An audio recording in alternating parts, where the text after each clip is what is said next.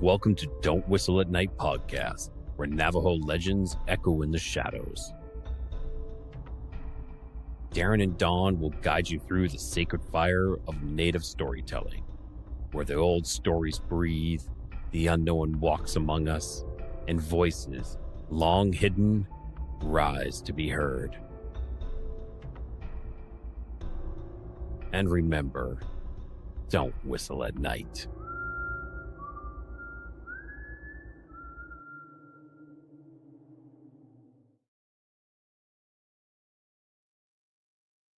Hello, everyone. Welcome to Don't Whistle at Night. We are broadcasting live on the United Public Radio Network, 107.7 FM in New Orleans. I'm your host, Don Yazzie. My co-host, Darren Yazzie, will be in any moment. And our guest tonight, is Randy Caveman Yazzie. And they'll be joining us whenever they can. And I'd just like to say hello, everyone. It's nice to see you all. And if you stayed after the show called The Chat, welcome. I am Don Yazzie, the host of this show here on the radio. And if you want to stick around, and we have more shows throughout the week. One of the good shows is Sean Kelly, Into the Night. And also, Rye Boss, Codex of Curiosities, thank you for that intro. Yeah, so how's everybody doing out there? Let's just kill some time till the guest and the co-host show up, shall we? Oh, geez. Okay. Uh-oh. Looks like Randy can't get in his email. Old school, man. Hey, what's up, everyone? Looks like I'm gonna have to call Randy again. Oh, no. Yeah, so how's everyone doing today? I hope everyone's doing fine. What's up, the Cedric Willie? First one. That's right. What's up, Maddie? Yeah, looks like I'm going to have to call Randy here. What's up?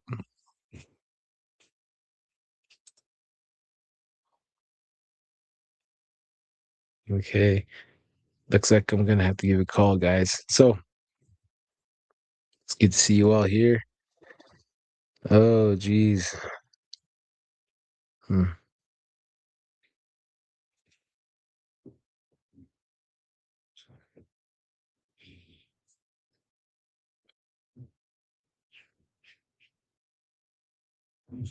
Yeah, so we'll just go on straight on to story time right now, shall we? So how's everyone doing out there, first off? The Chat, huh? Yeah, that's a show called The Chat. It's the one of the owners of the radio station. Yeah, that's a show right there. They talk about pretty good topics, ghosts, hauntings, and all that great stuff. Shoot. Come on. All right, waiting for Randy. I'm happy that the storms came through, the rainstorms.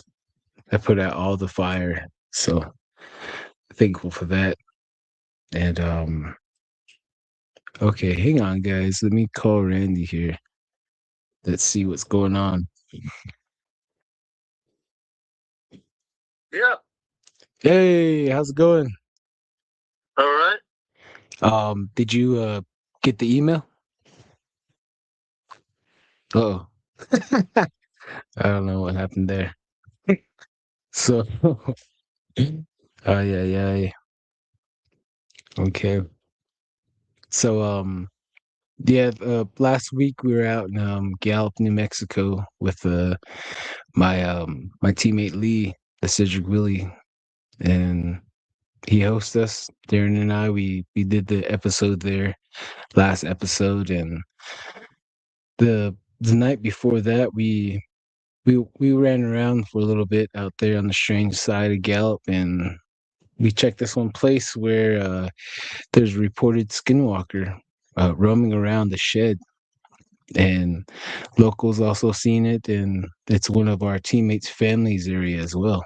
And so we walked around about a mile into the canyon, and we found that structure that the locals say that the witch, the skinwalker, sits inside of that structure and does his witchy things. And so we walked up to that structure. Of course, I whistled, and we're just hanging out there. I was on the TikTok live, and the followers on there. We usually do TikTok lives on weekends whenever we're doing boots on the ground. And so I walked out of the structure, and my homie Lee, the Surgic Willie, he was telling me that he hears someone talking to him because he's one of the real gifted individuals out there with supernatural abilities. You know, he's a hand trembler, so you get about 5 of them, 10 of them, then you can definitely clean house. And I think that's one of the goals that we want to do on the Navajo Nation. So yeah, I walked out the structure, and he was telling me that someone's trying to communicate with him, and they're asking him what's his clans. And I looked to the east, and I seen this huge light just parked up in the sky. And I asked him, I was like, "Are you talking to that light right there? I think that's a UFO." And he's like, "No, they're asking me what's my clans." And hey, what's up, Imkin? What's up, Maddie the Baddie? And I asked him, I was like, "Are you communicating to that?" And he's like, No, I think it's a skinwalker. And I was like, "I think that's a UFO." And he was staring at that huge old light in the sky. And he just turns away. He's like, "Oh, I don't care." They don't pique my interest. And I busted out my green laser. I have this really powerful laser that I use all the time. And I shined the laser right at that light, and that light just turned off. So it's one of those normal things that happen a lot on the Navajo Nation. Yeah. And we were cruising around the dirt roads, 3 a.m.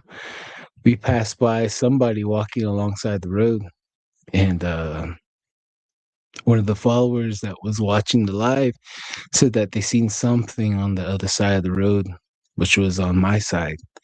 Something tall and red standing there, and we didn't see anybody. We just saw that one person there. So, it was strange. And as we're cruising, we're getting closer back to the highway, and we seen this huge. Hey, what's up, Audacious Amber? So we seen this huge Milo Aaron. I'm the same way. UFOs are boring. Yeah. So as we're cruising, we've seen this coyote from our 9 o'clock run up over the road, and we've seen another coyote down that way. And yeah, my head trim was like, "Nope, we're not going to cross the coyote's path. No, no, no."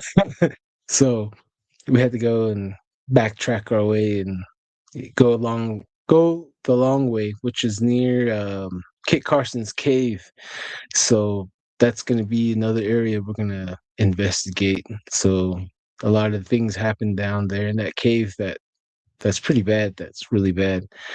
So eventually we're going to go in there with some ghost hunting equipment and see what's that all about. There's also a ridge line over there that he shared with us, that the Anasazi ruins, where you would see hands sticking out of the ruins, sticking out the window, like they're trapped inside. Oh yeah. He says you're forgetting the other set of eyes. Yeah, there was another set of eyes on the side of the road that were really huge when the coyotes were running across the road. That was pretty creepy right there. Oh, hey, what's up, Z Sun Dragon? Hmm. Now I'm like really tempting to break something out now. Shall I share a picture with y'all? That is very strange. Okay. Right here. All right, give me a second.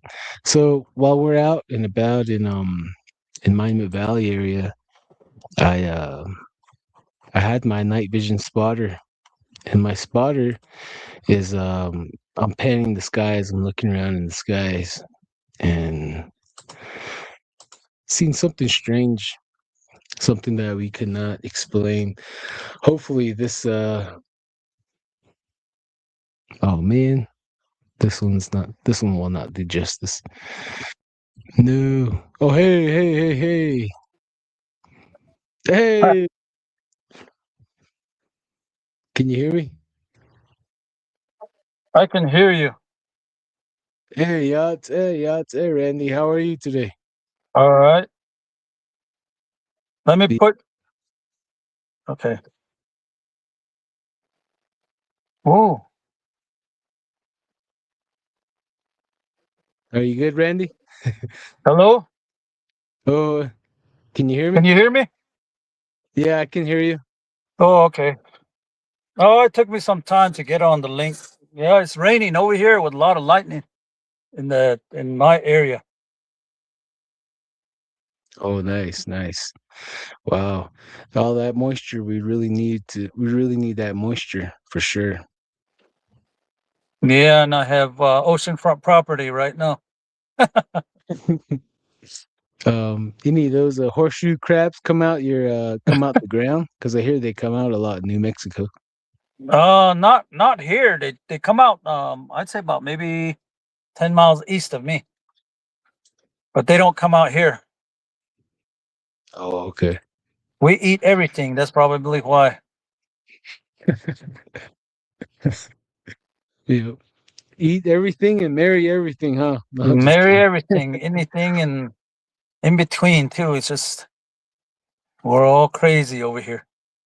Me, Mm. my puppies, and my cats. Yeah, exactly. So this is your episode, Randy.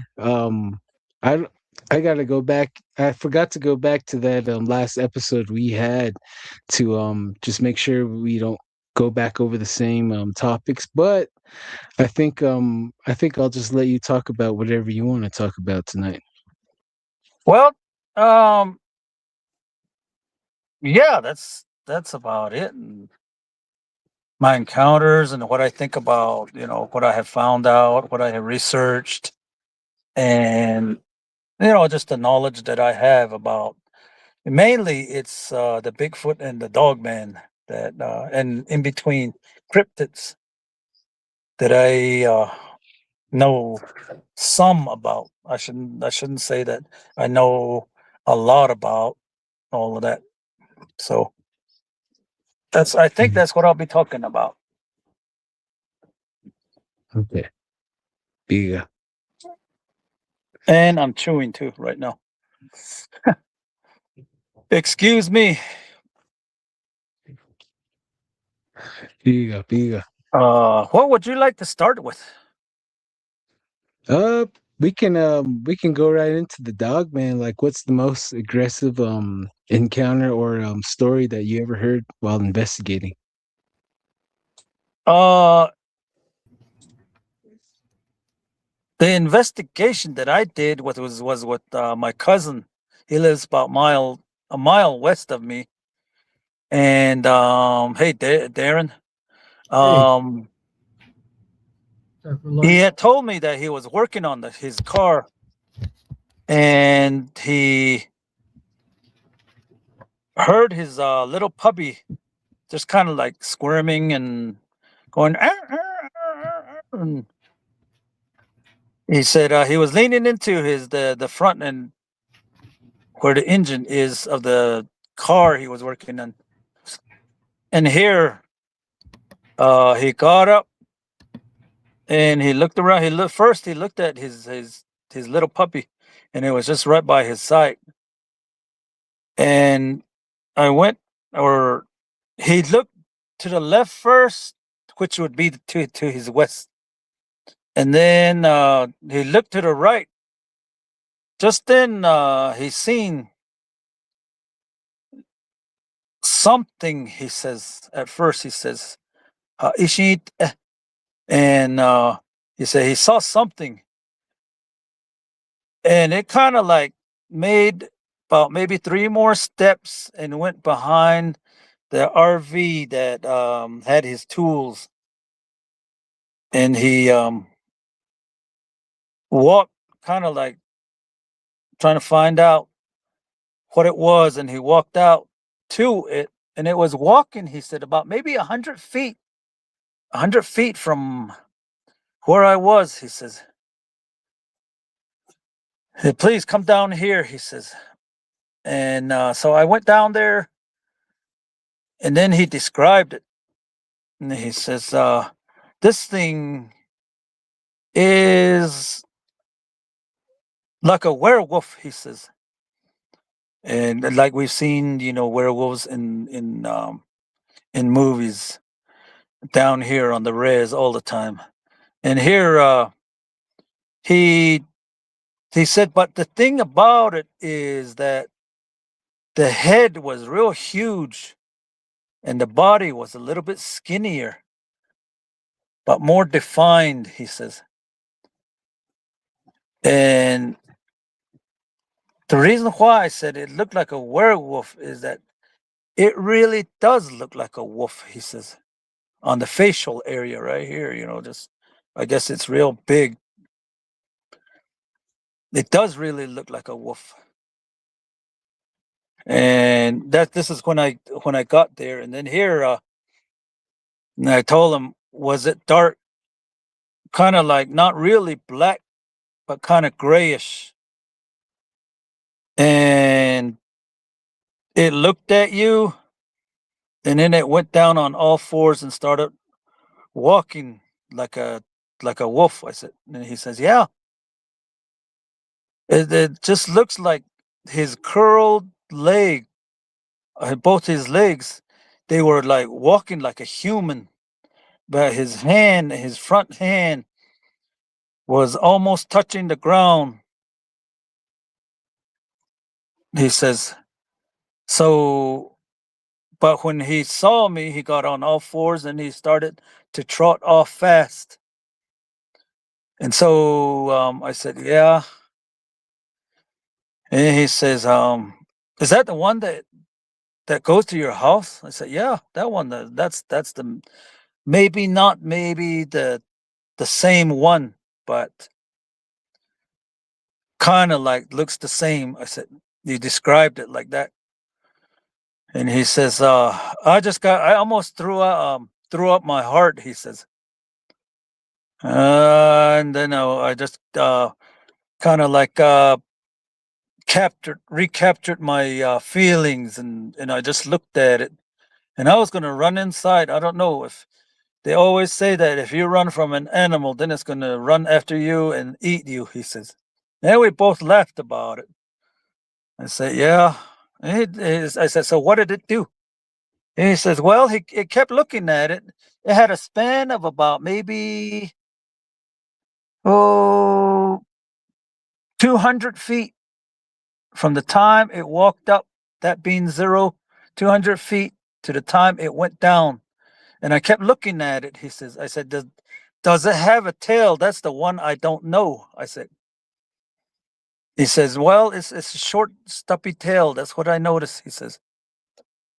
I said, oh, okay. So it's not like a German Shepherd tail or a coyote tail. He says, no. It has a short, stubby tail. I say, okay. All I seen was the ones in the window that have looked at me when I was living in a mobile home. And here it just looked in on me, kept looking in on me. And it always sit at my kitchen, from my kitchen window. It will always look at me. And I got that picture on my Facebook site called Hustines. And you see those eyes and see kind of like that. But anyways, that's what he told me. I said, well, let's go over there. I said, and then he's all kind of like hesitant, afraid. So then he finally, he says, let me carry the screwdriver, he says. So he had a long screwdriver, about maybe 1 foot screwdriver, and he was carrying it. And I said, no, if you don't really try to attack it or try to do things to it, it won't bother you, I said. And then he says, I heard that they were really, really mean. I said, no, no, no, no. It just depends on what they're talking about. I said, if they have bothered it, then it would attack. Yes, it's just like a regular animal. It half and half. I said, and then he goes, oh. And then we walked to the edge of that, like I said, that 200-foot mark, where it went downhill. Because we live on a mesa. I live like on a mesa. And he went downhill. And I don't know where it went, but all we seen was just itty bitty tracks that had been, put down, and that was it. And I was going to go down if it was with him, but then he says, no, I'm not going down. And that's what that's what we encountered at one time. But I did see the tracks. And in fact, those, the tracks that I have found, I found some really small ones in front of my house. That's when I was still building my house. And I looked at it, and that was kind of like the same thing, kind of like has a heel, but then has like the paw print. So that's what we've seen. But these are huge. I'd say about maybe 13, 14, 15 inch. I didn't have no tape measure either, so I didn't measure it. I just put my foot up against it. My foot is with the shoe from heel to toe is like 12 inches. And this was still like maybe 2 to 3 inches more. So I just measured it that way. And it looks like it just went down below, minding its own business. It just trekked right beside them. And usually, as he says, something always comes and looks inside my window. I say, yeah, they do that. It looks inside the windows. And it usually looks in the window where they're comfortable to look in. If they're tall, then they're going to do that. I said, and they'll look in. And here, my mobile home window is at 7 foot. And I always say that. And I made the mark and I said, oh, this is how tall Shaquille O'Neal is. So it's marked at 7 foot. And I have just have encountered that one down at my cousin's house. But on the other side, for me, they have always have gone to my house and look in the window and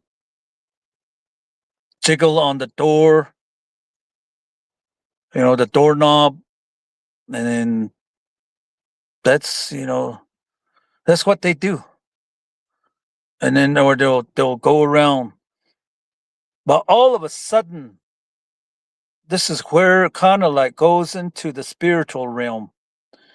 People say it's a bad omen to have a wolf cry out from right beside your house and it runs away. If it's like that, then you need a ceremony done. If you don't believe in it, then I guess it just happens. But that has has gone on, just regular, once a month or something like that. And here, I guess it would be sitting on the west side of my house when I moved in. It would do that, sit in there, and when the dog, either the dogs or the cats scare it, or they're easily scared. So they say that, woo, you can hear all the way down, from my house to the edge of the mesa is probably about maybe 50 feet. So you can hear it all the way down. So that's what I have encountered a lot. And it's been going on since 2010. And I would run out and I just would look around, walk behind the house, curse, and that's about all I could do because I only have a 22 gun, so a 22 rifle. Don't know. I'll probably just tickle it. So I just see it like I just done that, and that's those are my encounters and all of that. They would usually look inside the window. Aside from Bigfoot, these things I've had pictures of it,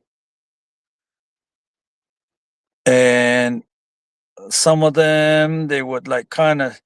It's not like they growl to show their teeth. It's like you know how a Navajo is amazed at something, they open their mouth and they're all looking at you. They're like that, and I make fun of it. And I say that this is a regular Navajo, has its mouth opening, just looking inside the window. So then some people they say there's probably a Yanny that comes to visit you. I say, okay, then if it's a Yanny, that's a tall Yanny. So that's what I tell them. Or I just snap back with it. It has to be a 7 foot tall Shaquille O'Neal Yanny that's walking around out there, like that with a mask. And then they say, you're just seeing things. So, okay, if you see it, then you know what you're talking about. That's the difference between believing it and also not believing it. If you've seen it and you know what they look like, then you know what they look like because they're just right here, right in front of you when you imagine it. And that's how it is for the Dogman.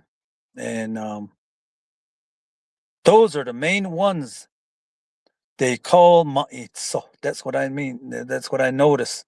These elderly folks, the ones that are real old in their 70s and 80s and 90s, the ma'itso. It's not the wolf that they're talking about. The wolf, they call it ma'itso. Shapaha, which means the gray wolf, which we have all the time. The ones that walk around here like four-wheelers against these big dogs. That's not it. But these are like dark gray and have real big heads. They kind of like walk like a man sometimes. They can even stand up straight, erect, if they're looking at something, just like a bear. And then they go back, they go down, and they'll run off. And what I notice when they run is they don't really touch the ground. They'll be stooped over and kind of like just run. They don't touch the ground with their front, either their paws or their hand. They don't touch the ground. Oh, I'm getting dark, huh?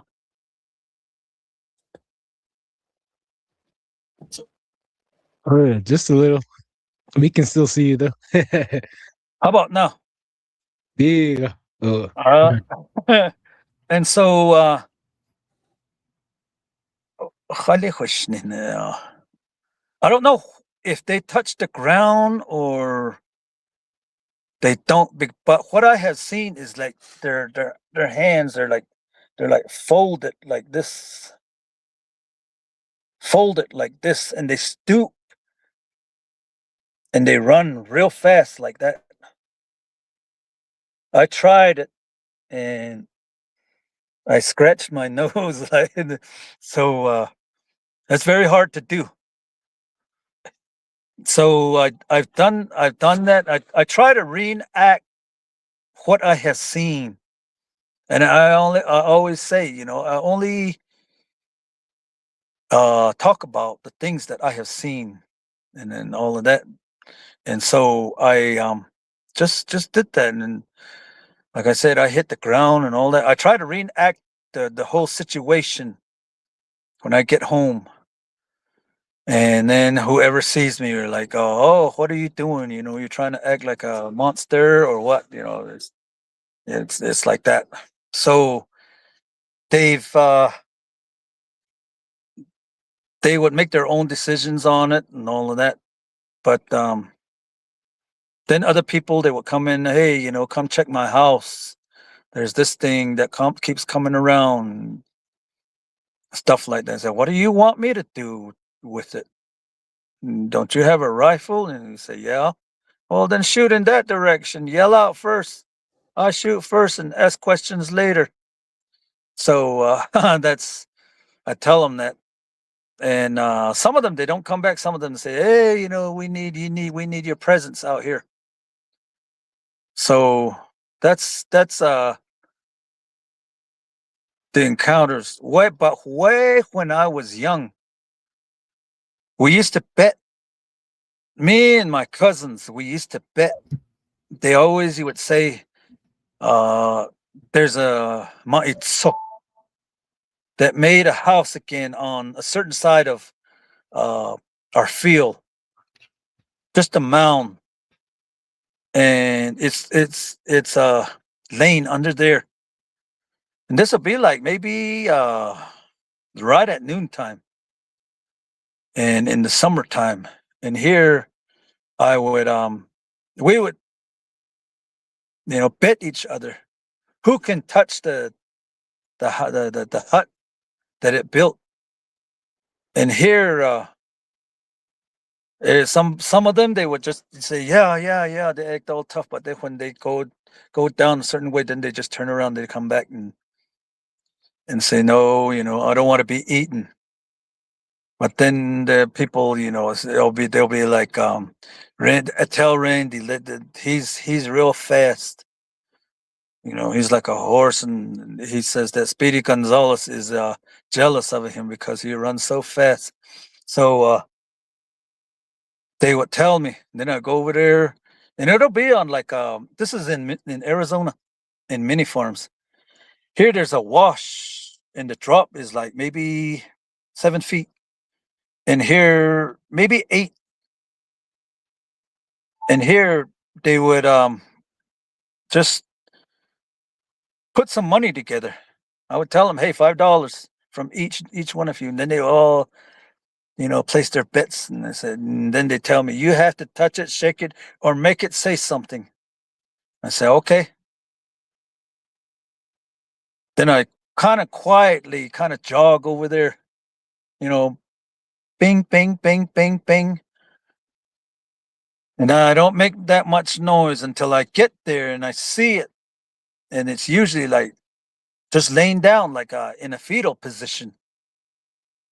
And here I shake on it. Ah! And then take off. Of course, I'll be thinking I don't want to be eaten either. I would take off when I say that, and then it would kind of get scared, kind of like jolt. And I would hear a or or something like that. And I'd race real fast back to where those guys are standing on top of the wash. Run back over there and just tell them, this is what it said and all that. And then they'll be laughing. Everybody be laughing. But I would make some money as you know, doing things like that. And it also, I don't know if it was that, but it might be the other one that opened the door on me at times. But it would just how should I would be watching Star Trek. Star Trek used to come on 10:30 after the news, Final Frontier and everything, Captain Kirk at that time. And then I would sit to a 6-inch screen that we used to have where my dad was so cheap. And here we used to sit real close to it. And it had a small cord, so the only light source or the electricity source was right by the door. And this thing would open the door about 8 inches. And I could see from the reflection of myself to that, the eyes on that, it would be way up there. And here, it would open the door. It did that so many times, and I thought it was one of my cousins because we always used to scare one another at times like that. So I thought it was them. And I was going to jerk that door open to see if it was really him or it's just somebody playing around. So I would just leave it and just look at it until that one time, I guess one of the dogs followed it in. It was inside like an addition that was all boarded up, all the door and everything. The door had gotten stuck at, just before we would come in. It's just the size of going in sideways. And I guess it crept in. And a dog followed it in. And they got into a fight right in there. And all I heard was, I didn't say that. I didn't hear no, ow, help, or anything like that. It took that door's hinges off and put that door kind of like, it just, I guess it just yanked it open or something like that and put it to the side, and it took off. By that time, I was startled big time. And I opened the door, and the thing I seen was when it came, it almost just jumped inside the house with me. And it's just strands of hair, strands of hair that came in with the doorknob where it was standing. And it closed it back up. So I had to jiggle that doorknob again and open it, and then I ran out afterwards. And from the gloom of our aunt, which lived about maybe 300 feet away, the street light, that was the only street light. And here I could see a whole bunch of dogs running towards the east. That's where the wash was. And here they were following that thing. That thing was hunched over. I could see in the gloom that dark figure. It wasn't standing up. It was down, and it was running like a bear. And it just jumped over, just down below. And the dogs just stopped and started barking from there. And I ran inside because kind of got scared. I ran inside, and I just told my brother, which was sleeping in the other room. And he comes out and he says, "Oh, what is it?" And I said, "Hey, Boogeyman almost, ran in with me." And all that. And says, "You're just imagining things. Go to sleep." And that Star Trek is probably where you're getting all this imagination, he says. So I would say, okay, had my curse words with him and closed his door. And he went back to sleep. And I watched the rest of his the rest of the Star Trek. And I went to sleep. And that was it. That's mainly the Dogman right there. And it has like as I would describe it, it always would be like like that. That's what I mean. A Navajo looking at you, with its mouth open. So it would always be like that, and the curvature of its nose is kind of like uh kind of skinny from here as it elongates, and it kind of flares out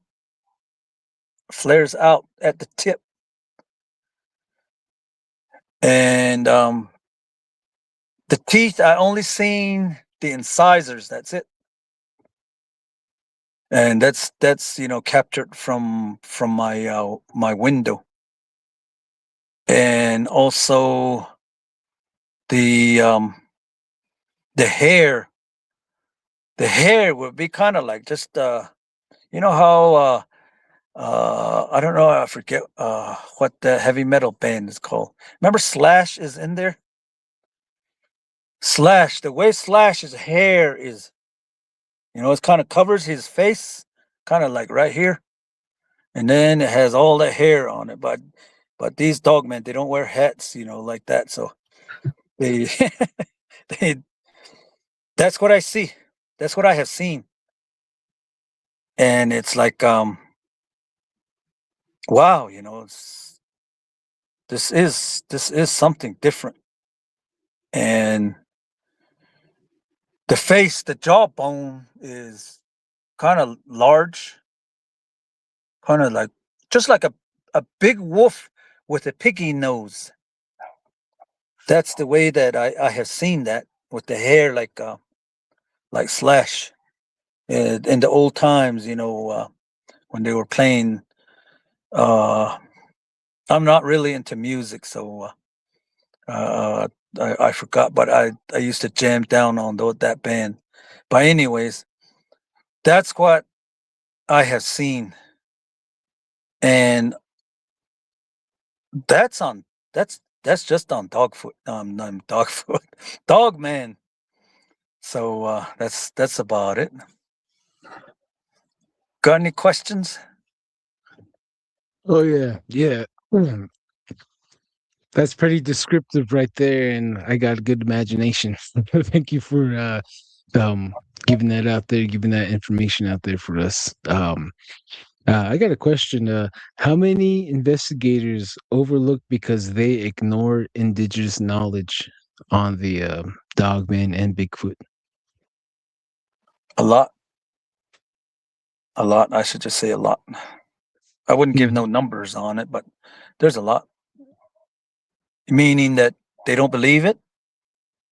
Yeah, they don't believe it, or they think it's too much woo, or they just throw out what we gotta say. I'm pretty sure they've done that Yeah. to you a lot. I'm being very skeptical about it. Yeah. My brothers, some of my brothers are like that.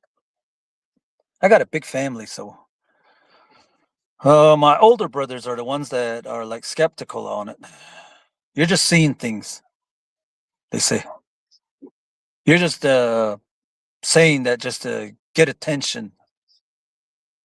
I'm like, what am I going to get attention for? I don't even say things, or I don't tell you guys things until I experience it. So then, then they're like that. Just like for my brother. Well, my brother, he's a road man. There's a difference between a road man and a medicine man. And he said one time, there's always this real big black stallion that's following my horses around, but it never catches my horses, he says. And I said, okay. And then he told me two or three times. And I said, well, next time run out and go spotlight it, buy a spotlight. He says, okay. I don't want to waste my money on any spotlight too, and it's all being cheap. And here, I guess that happened. This is probably the fourth time. He ran outside when those horses were running again right by his house. And here he spotlighted, and it wasn't a black stallion, it was a Bigfoot. So that was it. He got scared. He said he just ran back inside, and he's just standing at the door, locked the door, and like that. And then he calls it a Yeti was chasing my horse. He said, a Yeti? Yeah, he says, Yeti. Don't you recognize the name? He says, oh, from what I read or look on social media, Yetis are somewhere way across the world. No, he says. Remember, our grandpa used to tell us that, we seeded a lot of overseas, like that. We're the same people of some of those Asian people and Tibetans and Mongolians. He says. I said, yeah. And he says, well, that's the reason why I'm calling it Yeti, he says. And then he turns around. But we call him Yeti over here, he says. Yeti. Oh, okay. You're not supposed to say that during the summer, I said. And he says, well, I'm just trying to tell you, he says. So that conversation ended, and we found out it was Bigfoot, and he's seen it. And to this day, he doesn't, say, yeah, right. He doesn't say that no more. And like I said, you have to see it to believe, really understand what it looks like or how it walks. And like that. And just like, let's go with the Bigfoot.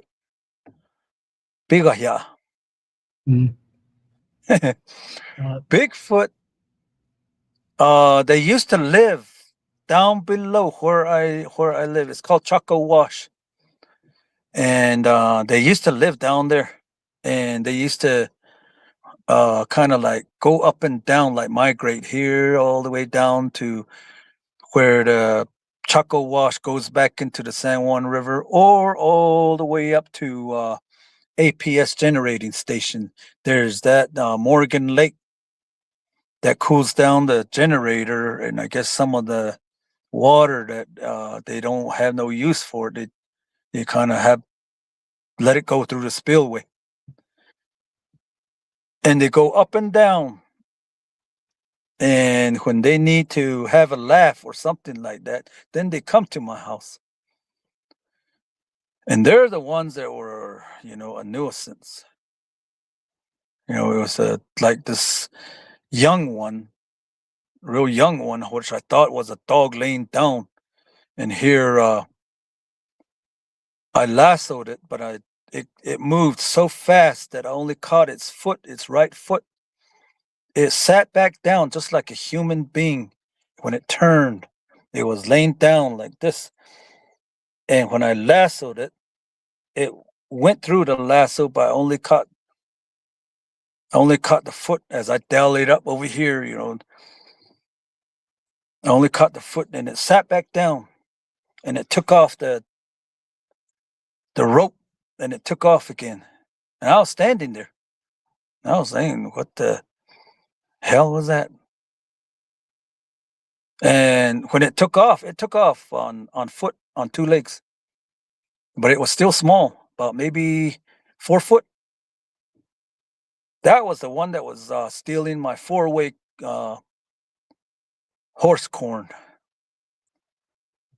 And that's what I found out. They would chew it all up in 1 month, or not 1 month, one night. They emptied out a 50-pound bag of horse feed. So that's the Bigfoot. I bet you, they send in the little one, and it hides. It's good at hiding. All that blends in with the shadows. And when there's nothing, and there's nothing going inside my house, nothing going on, then the big ones come in, and then they finish everything off. And so I brought it in, and then they started jiggling my front door. So those were more of a nuisance. And people say, oh, it was aggressively encountering me. No, no, no, no. You and I, Darren, and any Navajo or any native would think that being aggressive is when you start throwing hands. We all know that. Other than that, it's just talk, or it's just, barking away like puppies. It's that's all it is. And then being aggressive. No, that's what I tell them. No, it wasn't aggressive. It was trying to get in my house, but it was aggressively getting into your house. It was trying to, I don't know, I don't know past aggressiveness, All I know is as a native, you throw hands, that's when you're aggressive. So that's what I used to, tell people. But with that, I started I went as far as putting a latch and a padlock inside my right on the door from inside. Then I went in the morning. At that time, I had a wife. In the morning, I would pull out the the padlock, and then my wife would go to work. And that was that on that side. And within all of that, I used to take care of my nephews and nieces at certain times. When they came over, they would always be, having uh, having an argument. You stole my potato chips. You did this to me. Where's my candy? And stuff like that. And here they would always argue about it. And I left this right here, and then some parts of, if you leave the loaf of bread out, that loaf of bread would be missing the next morning. Then I would get on them thinking that it was them. Until, one night, me and my wife went to bed, and it's somewhere around 1 o'clock, 2 o'clock, something like that. Here, I felt a real sharp pain on my pinky. And from out of sleep to fully awake was probably 1/10 of a second because of that pain. And I jumped up and, kind of like when you jump up, you kind of look upwards and kind of find out where you're at. When I did that, my wife screamed out, and there was this black figure that was standing right there that turned and jumped the corner of our bed, went into the hallway, made a right, and the back door was just right there. So it just flung that back door real hard. Boom. Wait, this thing came inside your house? Inside. Wow. And doesn't that just bring chills down your spine? Wow. Yeah. Wow. How far did it have to go to get to your bed from the doorway? Not that far. I would say about maybe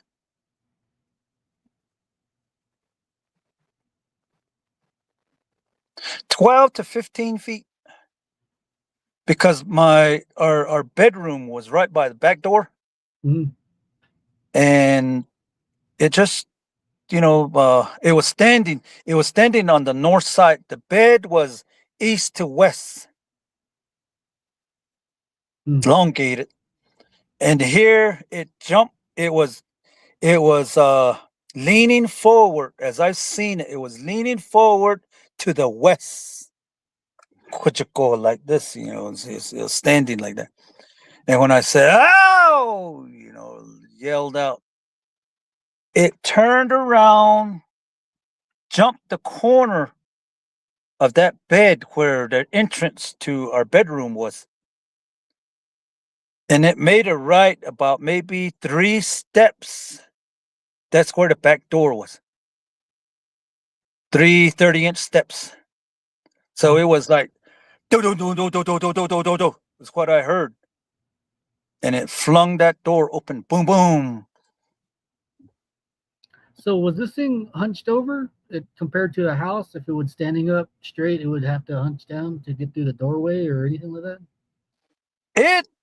I would say the ones that visited me were like 6 foot to about 7 feet. So inside the room, those mobile homes, they're like maybe 8 feet? Yeah. But it was leaning over. It was like hunched over. Mm-hmm. And it did that. And I real fast put on my slippers and ran out after it like I'm going to do something. And I jumped out also. Because the door swung really hard against the outside wall, and it kind of clicked back in, but it didn't click that much. And here I pushed it and it flung open again. And I jumped down and I ran towards the south, because that's where I heard the like the horse running like that.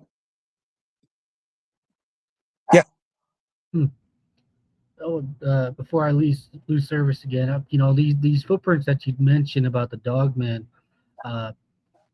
strangely enough, we seen them back at the house too. I happened to tell one of the Don and another member of the team. I see weird footprints here every once in a while, and they have that dog, and they have the elongated foot to the heel. It's so weird that you can just look at it and say that's something else. That's not human.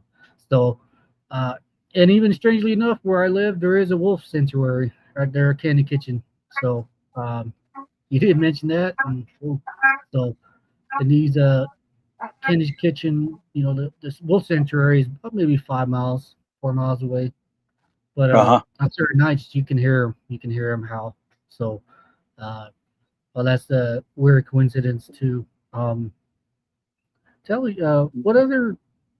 Do you have any stories of the lake out there in Farmington? Because we did go out there one night and we did catch a weird gurgling howl. It was such a weird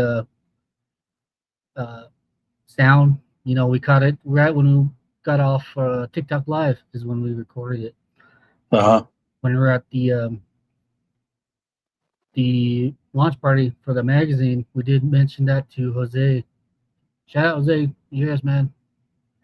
So that's one of the weirdest things that we heard too. And I kind of kicked myself in the ass because we're just right there and we didn't go check it out for some reason. We just decided to just leave it alone. We're so close. But hey, maybe next time. But yeah, it's nice to have you back on, Randy. And the next time we go out, I would like to go check out where you had your becoming a man. You got chased by the Bigfoot, and that one's in mini horse farms. space. Yeah, that one's horse space. Yeah, mini farms.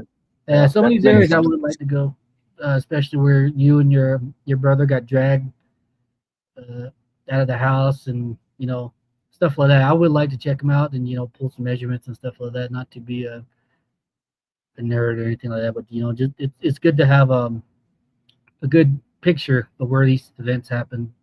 Even though they were so many years apart.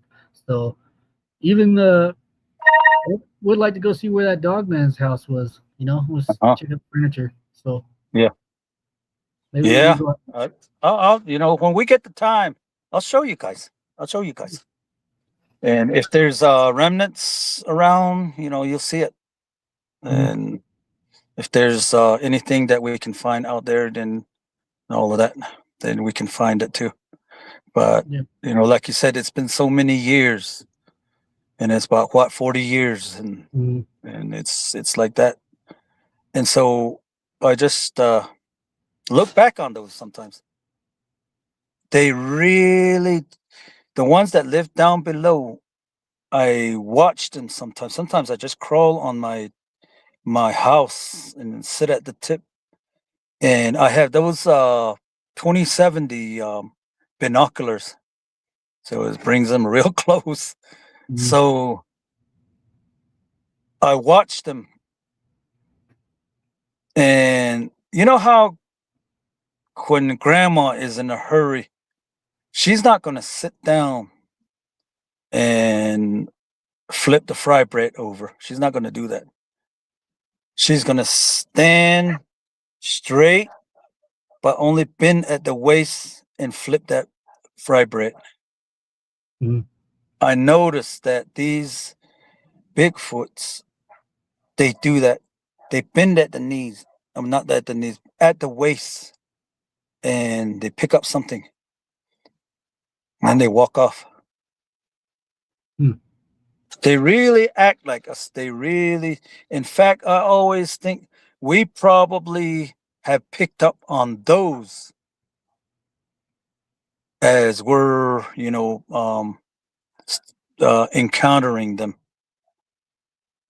And there's all kinds of stories on top that I didn't know. And here I would ask my mother and say, "Oh, your uncle shot at one over here and it was hiding behind a wagon and all that." And like, okay. Stuff like that. And just like I said, my cousin brother, he's saw it, got scared, didn't want to go down, and all of that. Those are the Dogman. Those the Dogman. But for me, I don't know why.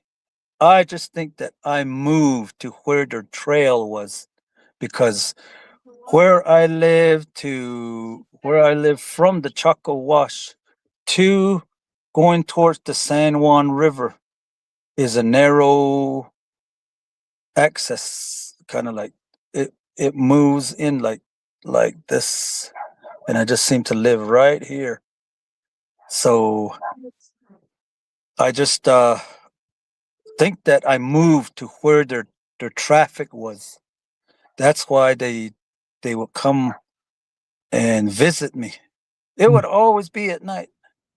There's even, there had been, I don't know who has the most what do you call it? All the mud in the arm and the thumb and all of that from my window as I was doing my homework. And I guess it used to look at me from there.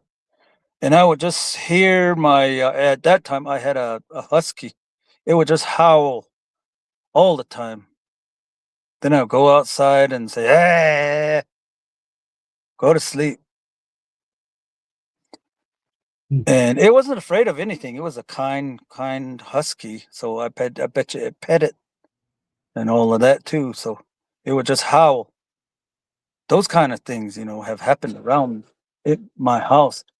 And like I said, just in the traffic way, where they now would find a whole bunch of tracks. I'd say west of me all the way down to the south of me, which all that down below is Chaco Wash. They would come up and just be in there. I've had a picture as to where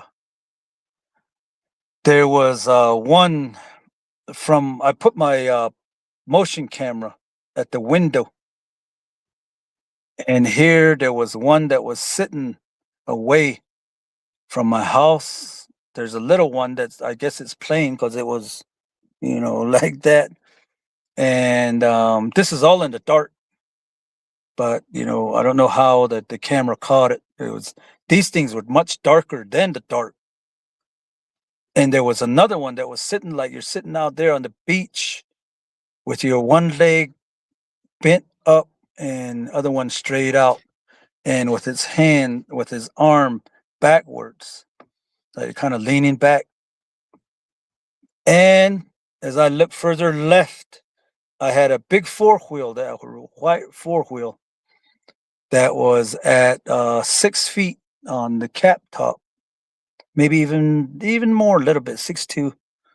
But there was one standing from behind it, and it had a real big log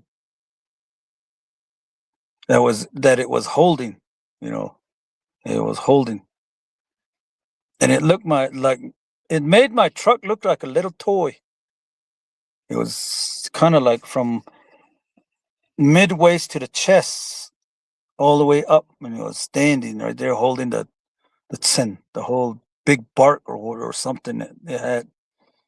And that one was looking straight into the window. And that's what I had seen. I had my pictures had taken.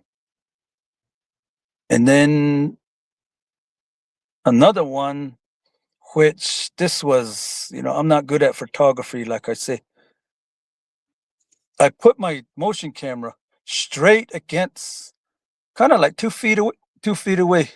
I set up my tripod past the sink, my kitchen sink, and here's the window. And here, I put it straight forward to it. And it had made a shot, but the glare from the flash covered majority of the face. And it was this way, all on this side, on both sides. You can see it real clear. And I keep kicking myself for that one. If I had maybe skewed the camera a little bit, I probably would have gotten a real good picture looking inside my window. And that was clear too. It had the flash with it and all of that. And I always kick myself for that picture. And then also the one that I had moved that motion camera on the sink again, kind of leaning back. Yeah, well, a whole bunch of washcloth in the back, and then put it like that. And here, one had walked up to it, had a fine hair, just fine hair, but it looked like a Atlani, the drunkard that had been beaten up so many times. That's got big lips on one side, and there's a real small slit of lip on the other side, and it looked like that, but it had real big round eyes. And it was looking straight at the camera too. And I guess during the flash, it moved. And you know how when that picture is taken, it's like boom, boom, boom, boom, boom, boom, boom, boom. And at the end, it has the full picture of it. I have that one, taking a picture of that one. And then as I was building my house, when I still used to live in the mobile home, I guess they used to hide from the corner of that house to look straight. It's kind of like maybe 10 feet away. And here, there was one that was looking like, what do you call it? Those orcs on Fellowship of the Ring, those monsters or whatever they are. It looked like that. The one that was like kind of hunched down like this. Then there's another one on top that was like peeking over like that. And I would always show it to my wife, and my wife would, get scared. We should move away from here, she would say. And I tell them, no, this is where I want to live and pick this place. So that was it. And then also I used to find real big tracks just right outside my doorstep.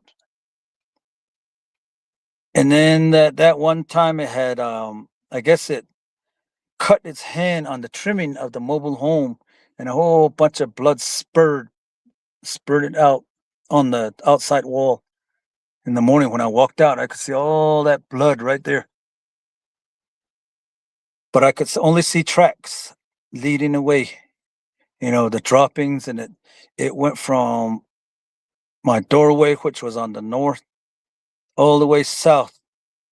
And it went, it disappeared somewhere. So I gave that to another researcher. You guys probably know her, Brenda Harris. So I gave that to her, and I told her, go find out what it is. And I bet you it'll say human, I said.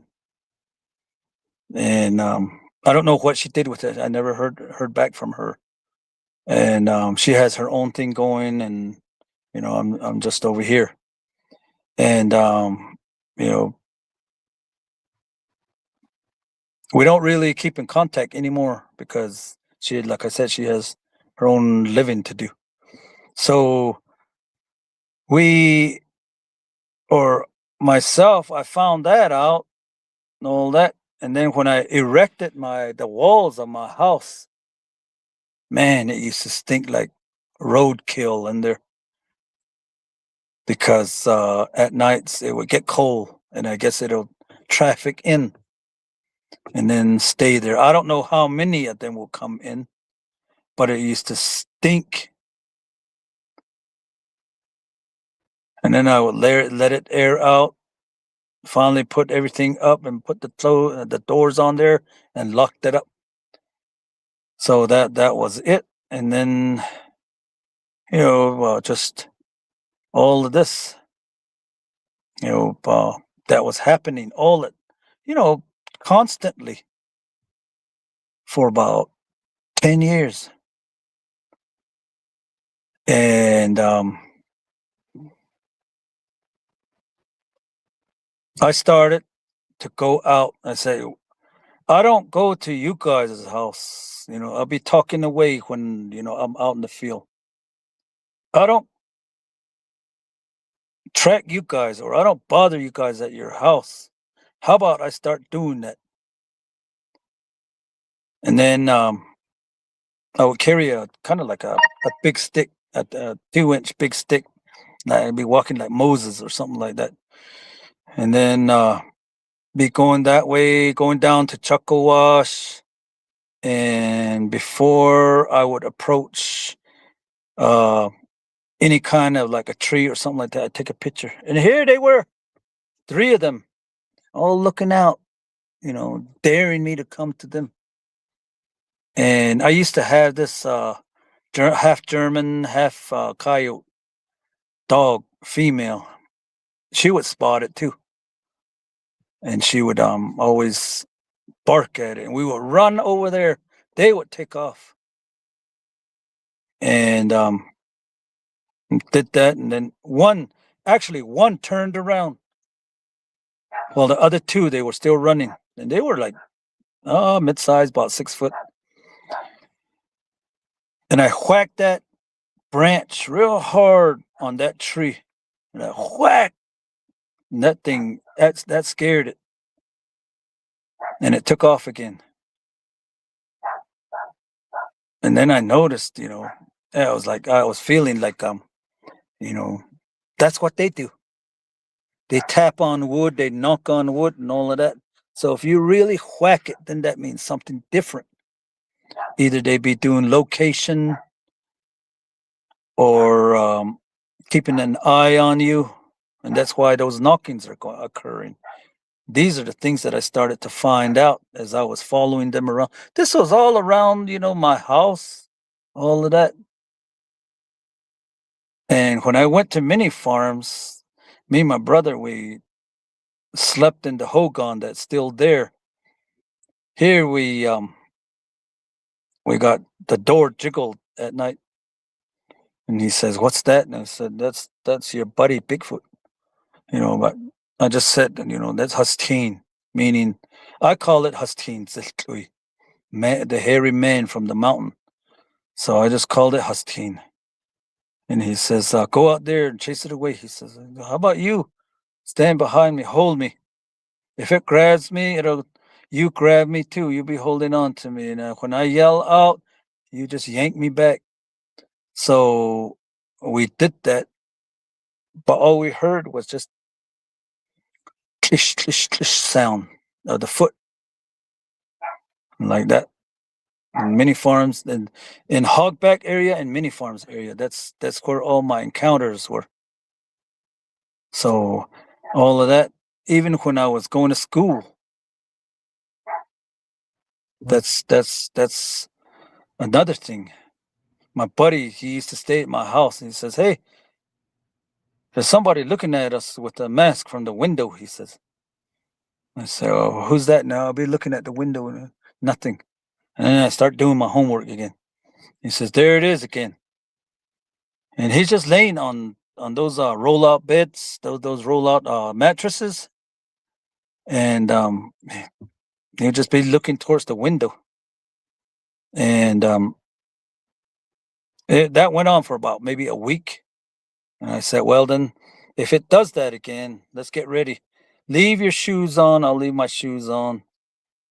And when you see it going again or looking in again, then real fast we'll jump out the door and all that. We'll just put the door up against the frame and just do that.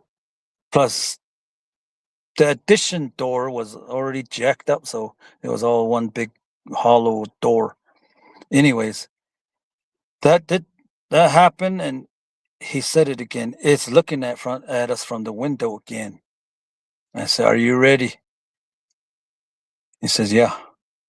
So we just bolted out real fast. I went around the long way. He went around the short way. And when we met up, we heard, see, the window was on the north side.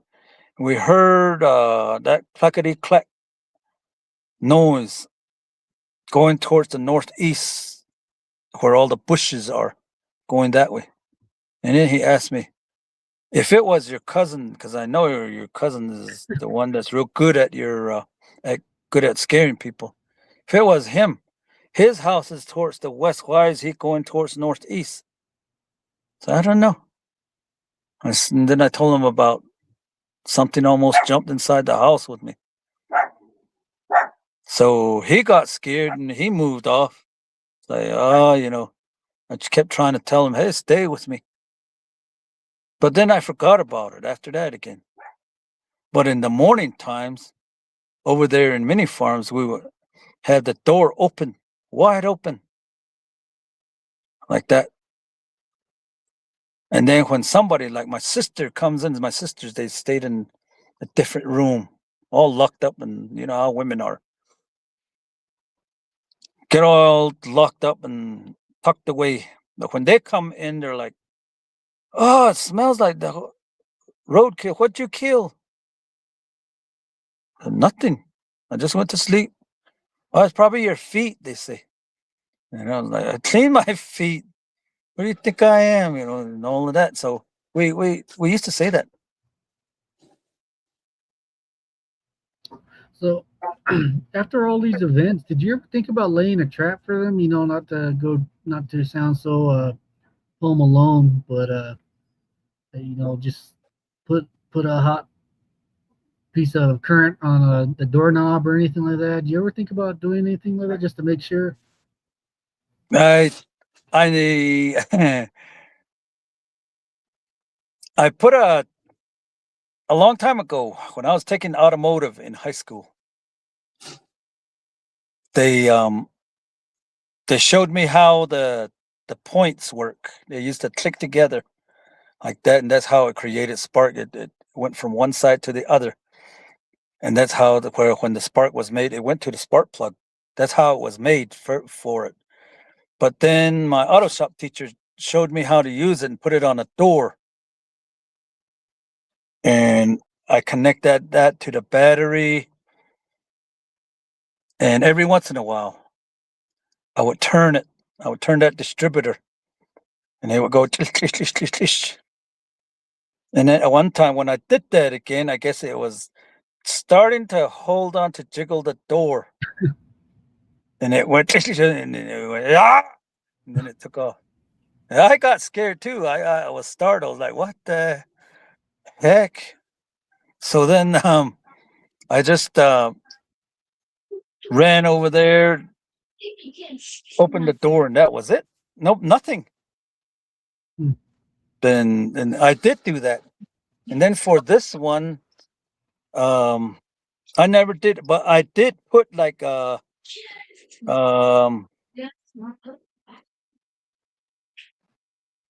a pitchfork sticking up or something laying on the wall where something bumps into it and it slides out Mhm. out of the way.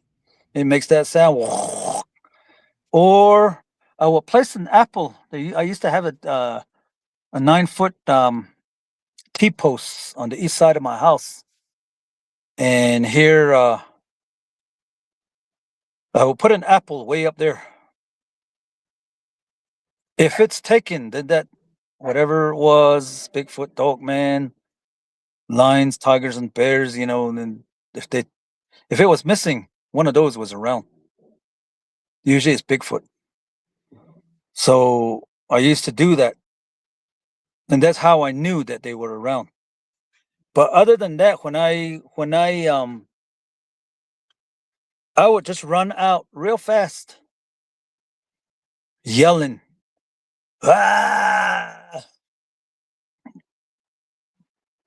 horses, dogs, cats, and they'll all freak out and just disappear. I mean, probably the creature that's outside, the hostile is probably outside, probably did that. And the way that they hide too, they'll hide behind a little bush and just push up, kind of like walk, push up, walk, and then walk back, and then take off somewhere else. That's what I noticed too, because that's what I came upon on the south side of my house.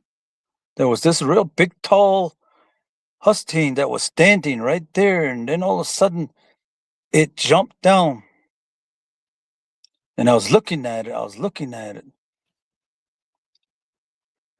Then I started walking that way.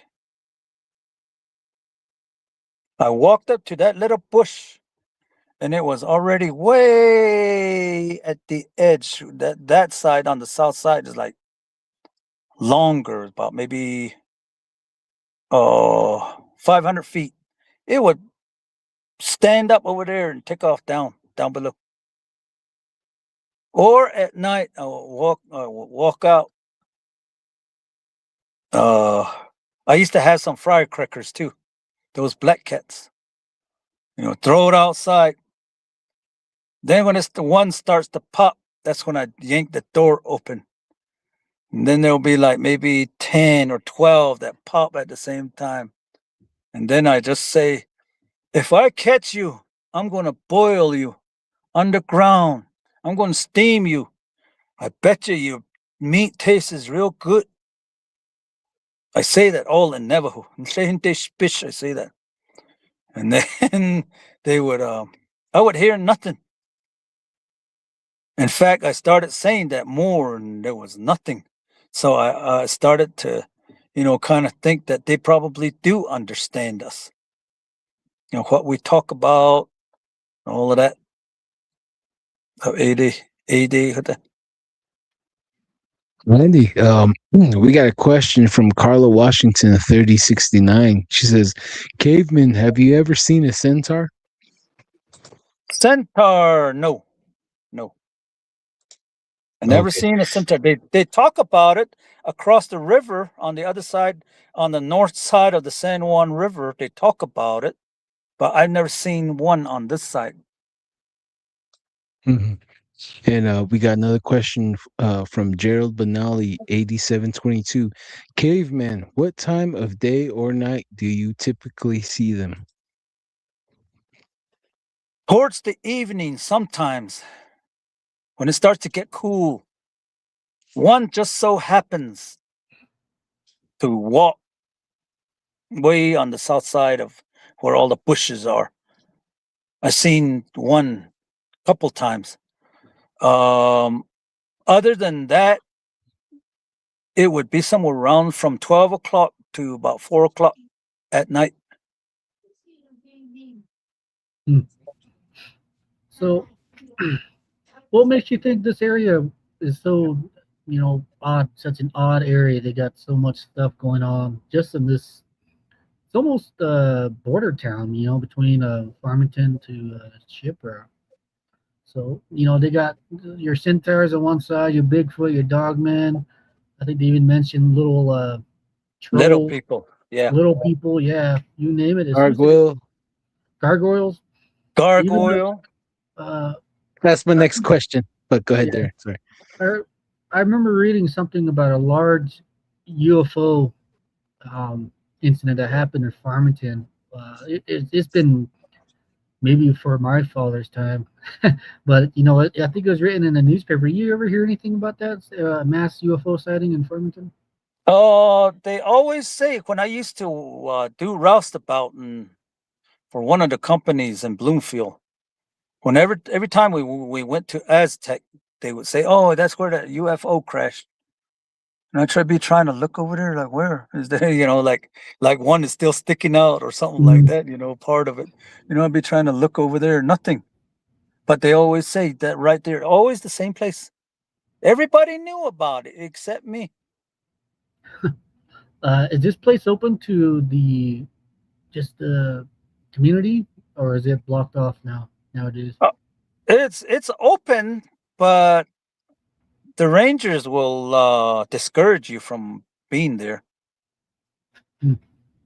Well, sounds like a live episode right there. We'll go check it out.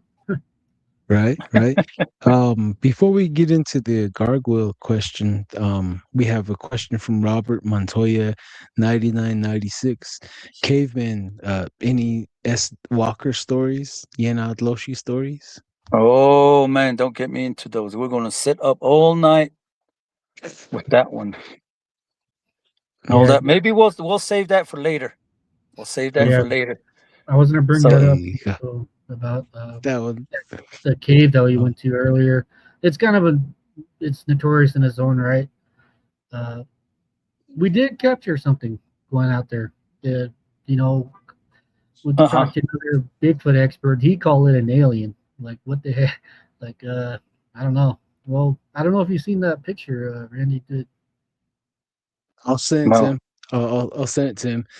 There's a secret base not too far up the way. So Will Jevening could be right. He's the one that said maybe it's an alien, but I'll send it to you because we have no idea what we're looking at. The trail cam caught it. We got a good question from the Cedric Willie 8381. Caveman, do the trolls really take the canals? Yeah, all of them do. All of them do. That's a trackway. How would you describe how they look? The trolls? Yes. Yeah. The trolls, they all look different. The main thing that I noticed from all of them trolls, is they got longer noses. Some of them are just straight noses. And then they're all different, but I would say the base color of them is gray. Some of them would have like had faces like Kiss, the band Kiss. They have like black hair and all of that, all of that, trying to maybe disguise themselves or something. That's what I'm thinking. Those are the ones that hang around the San Juan River on the north side. I took pictures of them from the south side, and they're like they kind of like walk around like that movie, I forget what it's called, from the Fellowship of the Ring. Remember the little guy kind of talks like that. Anyway, yeah, that one. They kind of walk like that. They kind of not really on all fours or either. They kind of like they're kind of like upright, but they're like hunchback. That's what they look like. on that. Now tell us, what's the weirdest, incident that happened out there that you recorded or you've been through, besides your centaurs and all that stuff? What stories was told to you, that you made you like, what the heck is that? What could that be? Like an encounter? Yeah, it could be yours or someone that told you a story that happened. I guess this goes for a lot of people here, but for mine, sometimes I like to sleep outside, whether it's cold or just enjoying the night breeze in the summertime. And I placed my dogs, and I'll tell you about that, all around me. And I was sleeping on the bed of the truck. And next thing you know, there's this thing that's looking down at me, holding on to, the quarter panel, just looking down at me. And I looked up at it. Didn't know what it was, but the hair was hanging down. I didn't see the face. It was all dark. And then I just rolled over. Then I woke up thinking, what the hell was that? But the second one that I would say that freaked me out was, I should put this on the first. I was watching this good movie called Quest for Fire. You guys know what that is, right? The Caveman movie. I was watching that. And the movie was over. And I was laying on the couch. And the couch was east to west. The TV was north to south. This is inside my living room. There's a window right above the couch that I was laying on. And I watched it and I was like, ooh, yeah, hey, rooting for the caveman, like that. And I turned around, I shifted myself, I got on my back. And here's this real big silhouette that covered my whole window with the head at the tip, kind of at the window top. And its eyes were just listening. And it startled me. It shocked me. Whoa. I just turned around real slow with my blanket. Real slowly, I just covered my head because I got scared because it was just right there at my foot. That's where the window was. And it was standing right there. And here the glare from the street light is behind it. So that big silhouette was just right there. It was just dark. So then I thought, I don't know how long it's been standing there. So I pushed rewind and replay. I just did that and it started all over again. That movie. And since I already seen the movie and being scared kind of knocked me out and I went to sleep. The next morning when I woke up, it was gone. So I went back behind the window and I had found a 14-inch footprint. Two of them just standing right there. Just placed, boom. And it was standing right there. So that freaked me out big time. I thought about it And for some time. one final question for me. why do you think these Bigfoot like picking on you? Well, just let's go see what Randy's up to and just sit there and watch you like a kid watching a cartoon or something, just so through a window. Why do you think that is? Why do you think you have so many encounters with these things? And one thing I used to do before we got electricity and water out here was, I had built an outhouse on the south side of my trailer, and oh,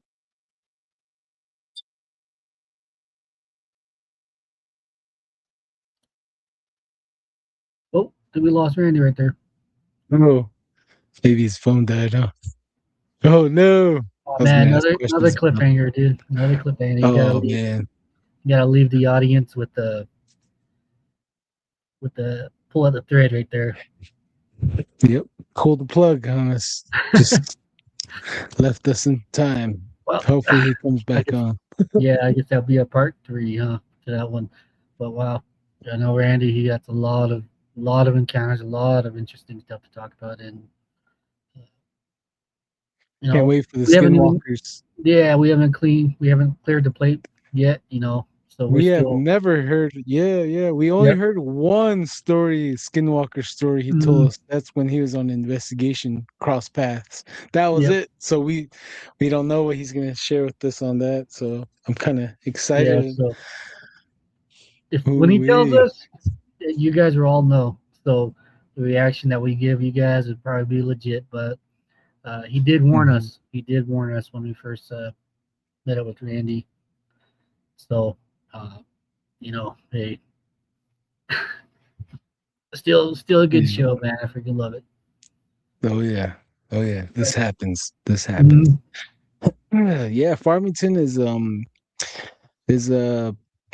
area that we probably still need to go back and keep picking at it, because we captured quite a few things there, and it's only giving us more questions. Right. The one thing that some words of wisdom that he gave us too was, if you go looking for something, don't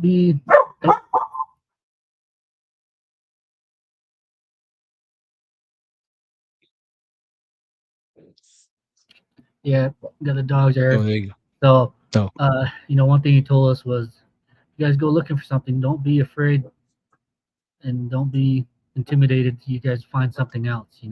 There's always more questions. The rabbit hole is deep. Yep. Especially that trolls too. The trolls. Oh, here he goes. Hey. I was scared there. Those aliens. When people talk about aliens, all I say is, I'm gonna take off now. I don't want to be probed. So, yeah. I don't think I caught the end of your question, Darren.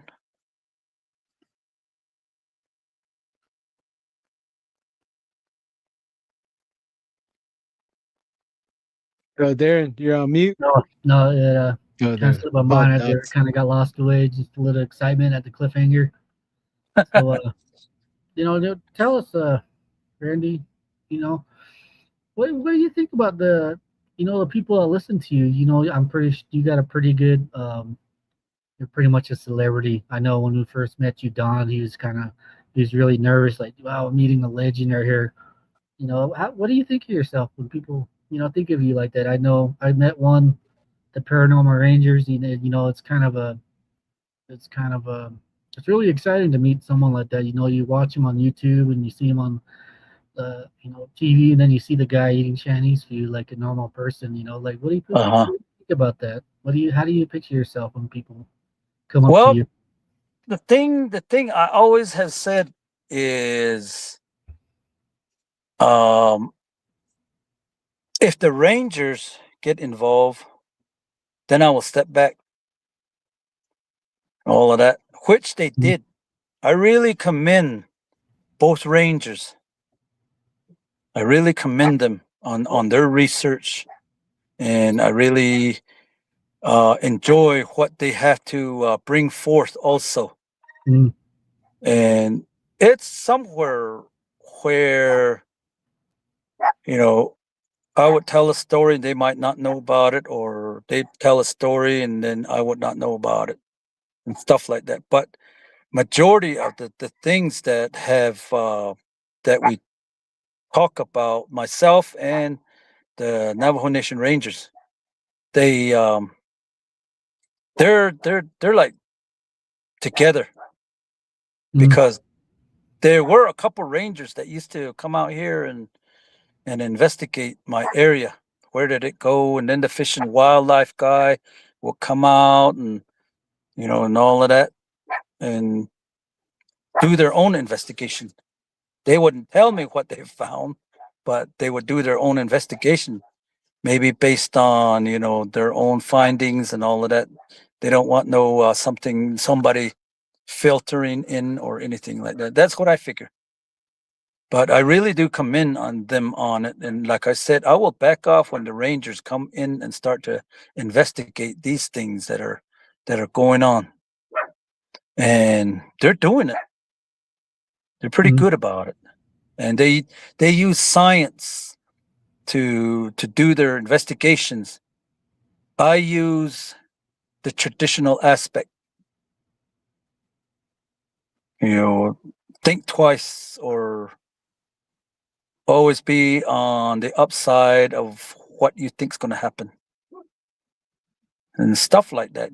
Just the common. Other than that, I'm a common man. That's what I say. I don't think of myself as a celebrity to say, hey, I know this and I know that and all that. I don't do that.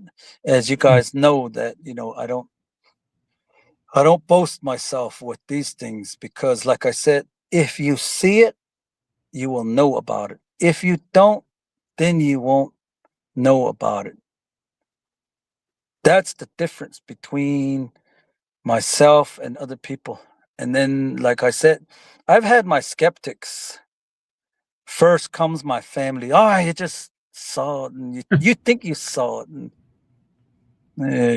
whatever it was just your eye booger that was rolling this way or something like that. They would say things like that. And then there's people that say, oh, did you really see it? You just putting a fire up our A, they would say things like that. And like I said, I only tell what I have seen, what I have gone through, what I have experienced, what I have encountered. I only talk about that. I don't talk about anything else, like, how it connects to the spiritual and all of that and all of that.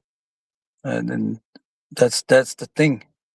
So I just think of myself as a, regular guy. Regular guy trying to feed his animals, So I tend to my sheep, my goats, my horses, donkey, and my chickens and my duck, and plus my cats and my dogs.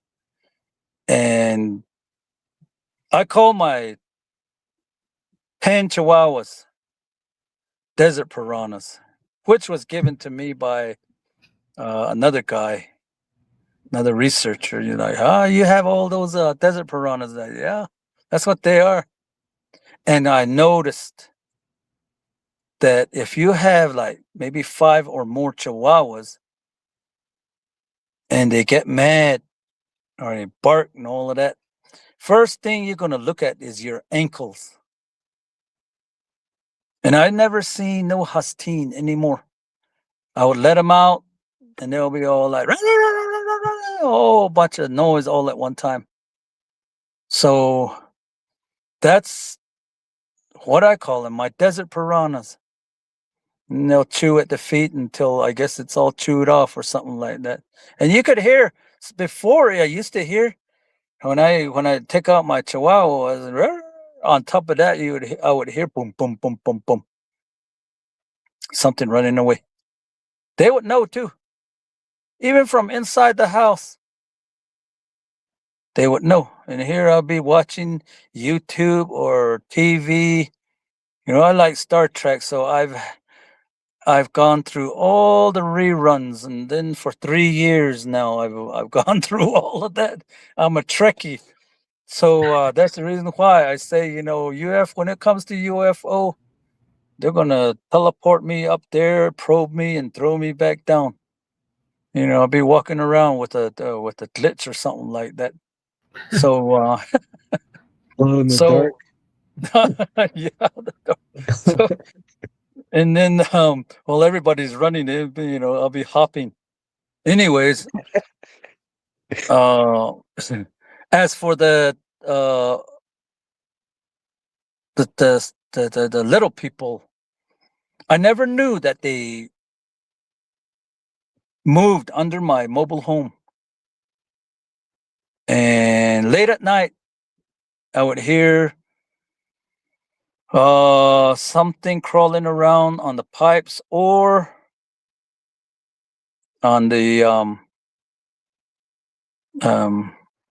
I would hear a boom, like they crawled into a pipe or something like that. Yeah, boom. And then my wife would ask me, "What is that?" I said, "Oh, it's probably just the cats." And then I started. I used to have 18 cats. All of those started disappearing. Oh. And I guess they hunted them until, you know, they did away with them. But just before then, I was mad, you know. So I went down below towards the Chuckle Wash, towards the west, where all the cobble rocks are. And I took me a gunny sack. And I guess a pair of gloves. Went down there, and I caught me a big bull snake, the black and yellow one. Put it in the gunny sack. Then I looked for another one. I found another one. That one was much bigger. Another bull snake. And I brought him back up here. Then as I was pretending to be like that Doom on Conan, as it poked its head out to crawl out, when I put that gunny sack on the ground, I put it up by the crack of the foundation and the skirting, and I told him, "Go seek."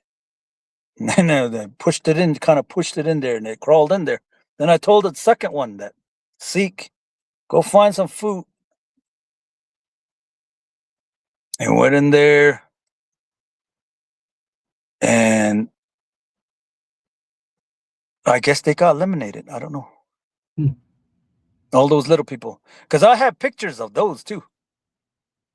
Jeez. And here,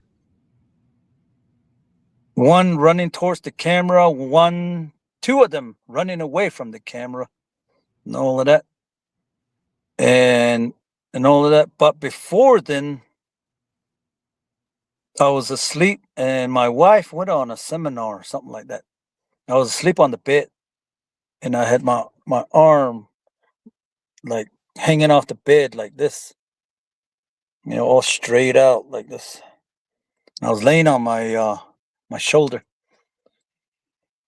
and I have one of those real bright clocks, kind of greenish. Anyways, that was behind me at my foot, and I was laying in the room, in the master bedroom, and what woke me up was my thumb. Something grabbed me like this, and my eyes just opened up and looked at it. And I was, like I said, I was laying away from that bright light. And here, I seen this little whatever it is, 14 inches or something like that. It wasn't that tall. Climb up real slowly. It had, I remember, it had 3 sticks with it, and it was carrying it like this, and then it had the sticks, like that, and all that. But they were tall, like maybe for their own size, it'll be like the size of a spear. And it stepped over my arm, like from here to here. It stepped over it. Eek, eek. And I just was just looking at it. And then it stopped right there. Maybe the tone of my breath got different. I don't know. But I was just looking at it. And here it looked at me kind of like, and then eyes just went like this, and it was trying to focus in on my face as I was looking up at it. And we were both looking at each other. And then it kind of like made it, I think, I say it was a grin, or maybe it was like, yeah, like, like that, or smiling or something like that. But I thought it was a grin with his teeth showing. But it was looking at me like, it went like this. It had bushy hair, and the only thing that was covered was his loins right here. And or it might have been hairy or all over or something, but I thought it was. Anyways, I looked at it and I said, it took off real fast. It took off over my arm, down, jumped off the bed, and it sounded like a mice going by the wall into the walk-in closet. And I thought, said, that was it. Next morning, I woke up and I thought, where would it have disappeared? I know I seen a little guy out here. And I started to look around. Here, I have a chair inside my walk-in closet, directly, right in front of me as you walk in. I moved that to the side. And here, I guess either they cut it or gnawed it or something like that. Real, sideways, like you're slicing a fish, you're filleting a fish. They did that, and there was a 8-inch entrance from there. I opened it and I looked down in there, and I could see the bottom of my trailer. I was like, whoa. So I went and closed it back up, put tape on it, stapled it. And that was it. And afterwards, that's when, I thought, oh, crap. I'm going to go get me something that will take care of him. So I got those bull snakes and put them under my house. And then it cleared it out. And that was it. Even I used to find scorpions down there. Thank goodness that they didn't go in my house. It used to be lizards down there.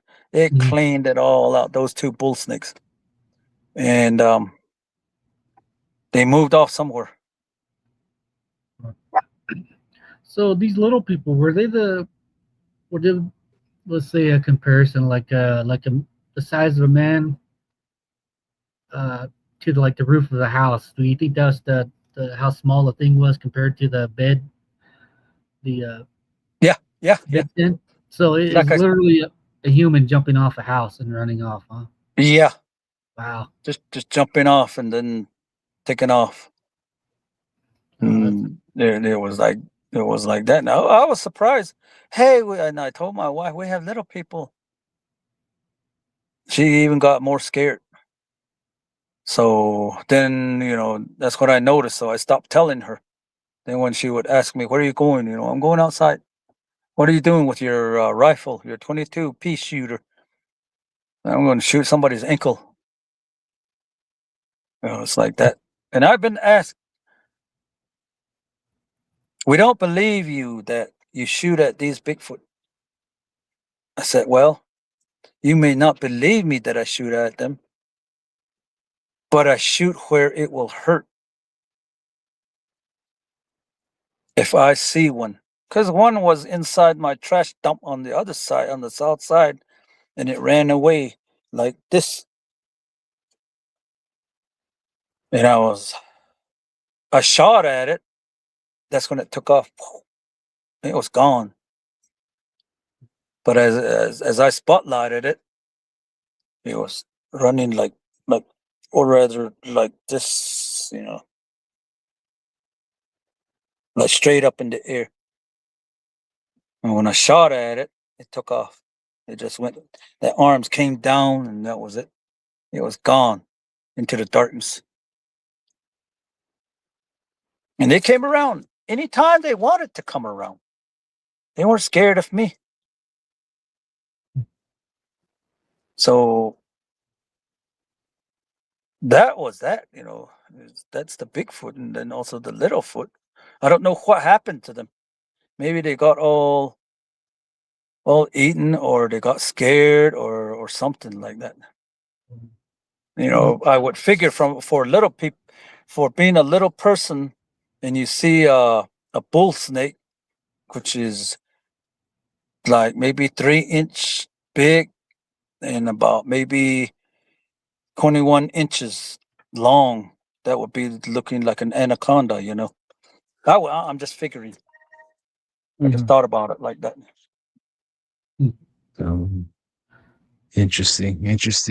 We're fellas, we are running low on time. Looks like we're gonna have to schedule a part 3 for sure. Right.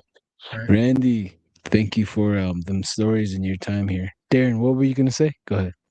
I was gonna ask Randy, when was the last Bigfoot encounter he had? What was the latest one? But we can always say that. They still come around. They still come around, tap on my window or knock on my back of the house. Boom. And all my chihuahuas, they put their teeth in, and then we all run out. They're them barking and I'm yelling, and then we all run out and all of that. I haven't even told a story about me hammering away, building my horse corral, and one of them came up from way in the back. And the Yanny, we'll talk about the Yanny then. All of that, yeah, because I've been close to them. I know what they are, and people will say that these Bigfoot, dog food, they have other dimensions and all of that. I just seen them hide real fast, real good. I just seen them like that. I didn't see them like poke themselves or anything like that. That's probably an alien. That's what I would say. Or a trickster. But then, yeah, and all of that, and then it would be just something that we haven't found yet. Because I was looking at YouTube one time, and there's these things that are cloaked like the predator, walking against or walking towards these two people, and it was growling, and I was like, "What? Ah, that's CG." I said, "I didn't see that. I never saw that. This thing would just jump, flop on the ground, and then push up, walk all the way through all the bushes and get up way up there somewhere." That's what I thought. That's the way I see it. I don't see dimensions. I don't see cloaking. I don't see all of that. I try not to say that they're paranormal. What about mind speak? Mind speak in zine. Oh yeah, same thing. Yes. Same thing. That's the way I understand the Inzine. And I locked eyes with one when it was like maybe 200 feet away. I locked eyes with him, and it was standing. And I was standing over here too, and then we just like we were looking at each other. And it felt to me, I felt like it said, what? All I said was, in Navajo, stay away from me. I will eat you.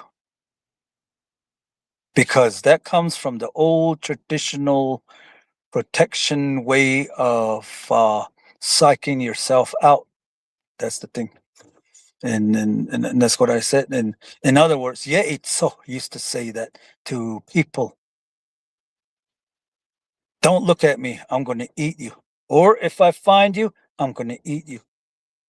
Yeitso. That came from Yeitso. So I would say that's what I was told when I was growing up. And like you said, where this thing followed me while I was running and all of that, those are all in the teachings like that. When you encounter something out there, you tell them to eat, that you're going to eat them. Pretend that you're Yeitso. Don't get scared. Don't back off. Just stand your ground. Maybe take a couple steps forward and say that, and then you're good to go. That's what I was told as I was going through my warrior training, as I call it. But it almost caught me though. That thing almost caught me. That baboon, whatever it was. All that. Let's have another one from the audience. Another question. It's probably a lot of questions. Some people probably saying, "Yeah, right, Randy." We got one right now before we can close up. Wait, we'll do two. Say Crazy Coyote 1313 says, how was your time on Sasquatch Chronicles like that time you got interviewed? At that time, I was new. I really didn't know how to relay my messages, how to describe things, and all of that. And I forget, Wes. I think his name was Wes. Was interviewing me. I didn't even know I was on Sasquatch Chronicles. I thought I was on a different podcast. But I did that, and here, I need to see him again, Wes. All that, if he's listening, or all of that. But I was new. I was new that time.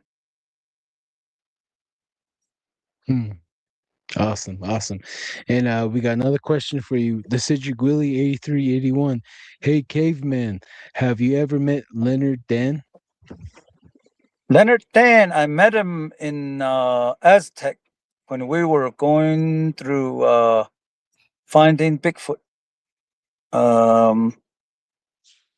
That one, I met him there, and then from that time on, I never seen him again.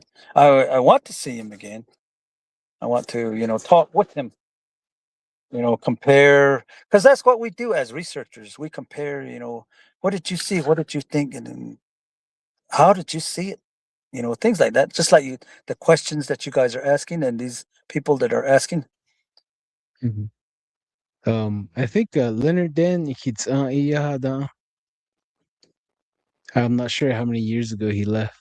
Leonard Dan. Oh, is that right? Yeah, it's a few years ago. I'm not quite sure. I wish I got to meet him. Another question for you.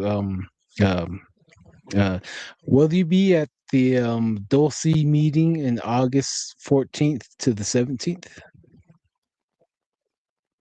Avery hasn't even talked to me about it.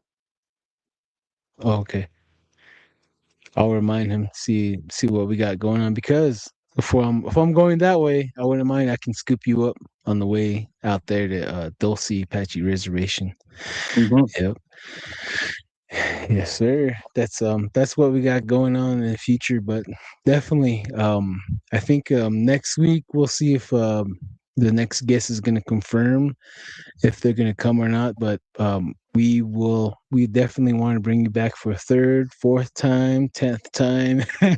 So Darren, now we already look up to you, and we're going to work with you in the future and collaborate more and learn off of you for sure.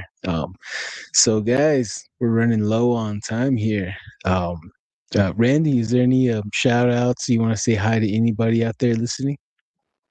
Yeah, I always like to say, shout out to the people if they're listening from New Zealand. I have a lot of friends out there, and also these strange places that I know. Kazakhstan, Russia, Germany, some from Canada, and all of that, and the United States also. And most of all, shout out to all the Navajos that have encountered, all these things. And I say about 65% on the reservation has seen what I have seen, and it's just we know how to do that. Biga. Yes, sir. Oh, yeah, biga nana, yeah, nana. Go ahead, Darren. Well, from Yazzie to Yazzie and from Yazzie, you are listening to another episode of Don't Whistle at Night. I'd like to thank the audience for tuning in and hearing these stories. Uh, tales of true encounters. Just another day in the life of living with being a Yazzie. It will surprise you. We'll have Randy back on as soon as we can, and we'll complete the cycle again. Run for the hills, because the Yazzie will be back. 3 Aussies together, there will be trouble for sure. Yeah. Yeah, Nana, Randy, yeah, Nana. Like always, people like yourself, especially Randy Caveman Yazzie, is worth more than $1 million, more than money can ever amount to. And for your life and your encounters, thank you for being here. Thank you for being alive, and thank you to your parents for making you, because we all look up to you, and we're not the only Navajos that know of you. So there's many Navajos out there that know Randy Caveman Yazzie for sure. So I'm going to be closing out the show, guys. You guys want to say laters one more time? Later. Hit me up on Cash App. All I need is gas money to go out to do my researches. Hey, right there. Oh, hey, send me your what do you call it? Your tag thingy. Then we can share that for sure. We can share that on the channel. Get you some help for sure. I thought I put it on my my what do you call it? That thing I filled out. I'm old fashioned. I don't really know about technology. All right. That's why I'm afraid of aliens. They're gonna merge you with technology. I think that's what's gonna happen. Yeah. Saying that, help a Yazzie get to the meeting, food, lodging, and gas money. Yep. We record all the stories out there when we get out there ourselves. Yep. And I just thought about a whole bunch of other things that philosophically, how it pertains to these Husteen and Maitso. And they call it a Nasaza, but I don't think it's a Nasaza, the little people. Oh yeah, I've heard that too.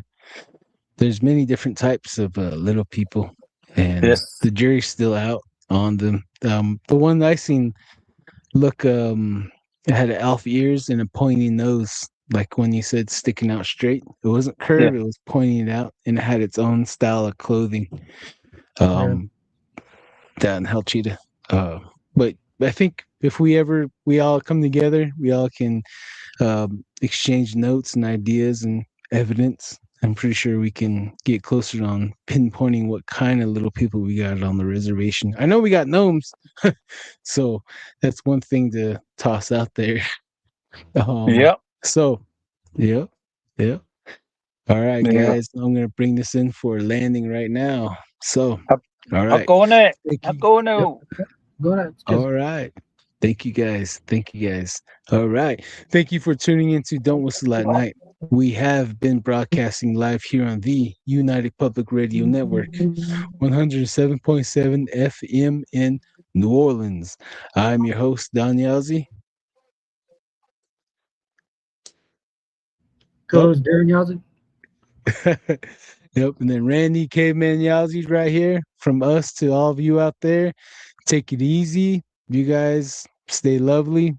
And remember, don't whistle at night. See you guys.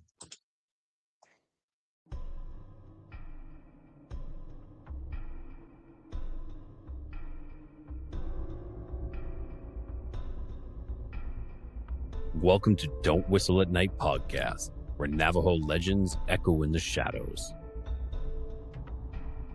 Darren and Dawn will guide you through the sacred fire of native storytelling, where the old stories breathe, the unknown walks among us, and voices, long hidden, rise to be heard. And remember, don't whistle at night.